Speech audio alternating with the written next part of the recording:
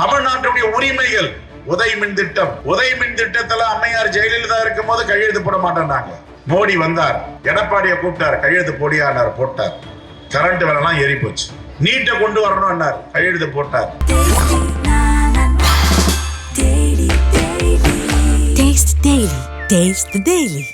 GST கொண்டு வரணும், கையெழுத்து போட்டார். தமிழ்நாட்டு உரிமைகளை பறித்தவர்கள் பாஜக என்றால் அதை பறி கொடுப்பதற்கு உடந்தையாக இருந்தவர் அதிமுக சார்ந்த எடப்பாடி பழனிசாமி. இவங்க 2 பேர் தான் 2 அணியில வராங்க. பாஜகவும் பாட்டாளி மக்கள் கட்சியும் ஒரு அணியில, அதிமுகவும் தேமுதிகவும் ஒரு அணியில வந்து வாக்கு கேட்கிறார்கள். என்ன சொல்லி வாக்கு கேட்க வேண்டும்? நாங்கள் நெஞ்சை நிமிர்த்தி நேரடியாக மக்களை பார்த்து சொல்லுகிறோம், நாங்கள் இதையெல்லாம் செய்திருக்கிறோம். அப்படி பாஜகவால் அதிமுகவால் சொல்ல முடியுமா? எந்த வாக்குறுதியை நீங்கள் நிறைவேற்றி இருக்கிறீர்கள்?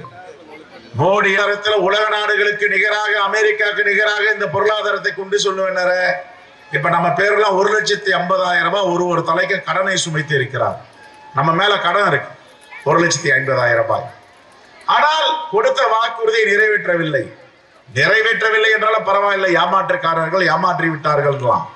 தமிழ்நாட்டுடைய உரிமைகள். உதய் மின் திட்டம், உதய் மின் திட்டத்துல அம்மையார் ஜெயலலிதா இருக்கும் போது கையெழுத்து போட மாட்டேன்னாங்க. மோடி வந்தார், எடப்பாடியை கூப்பிட்டார், கையெழுத்து போடியானார், போட்டார். கரண்ட் விலைலாம் ஏறி போச்சு.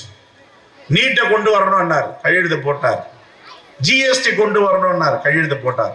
தமிழ்நாட்டு உரிமைகளை பறித்தவர்கள் பாஜக என்றால் அதை பறி கொடுப்பதற்கு உடந்தையாக இருந்தவர் அதிமுக சார்ந்த எடப்பாடி பழனிசாமி. இவங்க 2 பேர் தான் 2 அணியில வராங்க.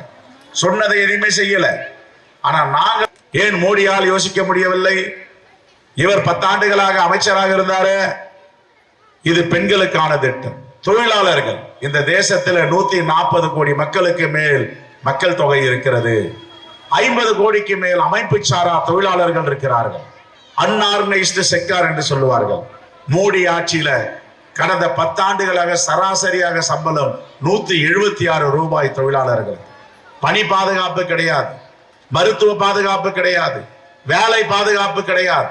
ஆனால் தலைவர் ராகுல் காந்தி சொல்லி இருக்கிறார், இந்தியா கூட்டணி ஆட்சி அமைந்து தரணிவேந்தன் பாராளுமன்ற உறுப்பினராக ஆன பிறகு இந்தியா கூட்டணி ஆட்சி அமைக்கும் போது நாங்கள் 400 ரூபாய் சம்பளம் கொடுப்போம்.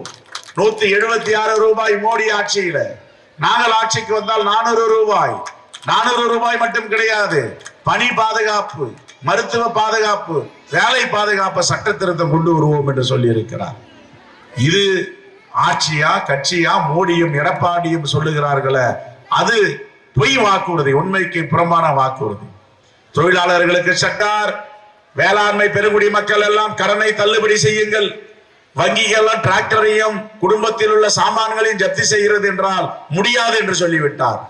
ஆனால் அவர் நண்பர் அதானி அம்பானி தொழிலதிபர்களுக்கு 14 லட்சம் கோடியை கடன் தள்ளுபடி செய்திருக்கிறார். இது எந்த விதத்தில் நியாயம்? இந்த ஆட்சி என்பது மக்களுக்கான ஆட்சியா, முதலாளிகளுக்கான ஆட்சியா? நிறைவாக சொல்லுவது, இந்த தேர்தல் என்பது எடுப்பவருக்கும் கொடுப்பவருக்குமான தேர்தல். மக்களிடம் எடுப்பவர் நரேந்திர மோடி, கொடுப்பவர் நம்முடைய தளபதி மு.க. ஸ்டாலின் அவர்களும் ராகுல் காந்தி அவர்களும். தீர்மானித்துக் கொள்ளுங்கள், எடுப்பவர் வேண்டுமா கொடுப்பவர் வேண்டுமா? ஜனநாயகத்திற்கும் சர்வதிகாரத்திற்குமான தேர்தல். ஜனநாயகம் வேண்டுமா சர்வதிகாரம் வேண்டுமா? ஜனநாயகத்தை வீழ்த்த வேண்டும் என்றால், சர்வதிகாரத்தை வீழ்த்த வேண்டும் என்றால் ஜனநாயகம் மலர வேண்டும். ஜனநாயகம் மலர்ந்தால்தான் இந்த நாடு செழிப்பாக இருக்கும். பேச்சுரிமை, எழுத்துரிமை, கருத்துரிமை, அரசியலமைப்பு சட்டம் பாதுகாக்கப்படும்.